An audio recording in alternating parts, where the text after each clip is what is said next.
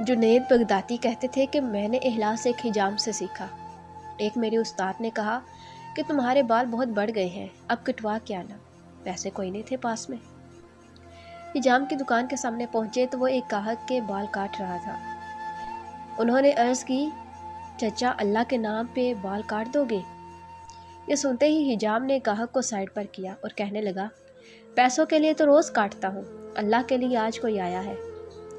اب ان کا سر چوم کے کرسی پہ بٹھایا، روتے جاتے اور بال کاٹتے جاتے۔ حضرت جنید بغدادی نے سوچا کہ زندگی میں جب کبھی پیسے ہوئے تو ان کو ضرور کچھ دوں گا۔ عرصہ گزر گیا، یہ بڑے صوفی بزرگ بن گئے۔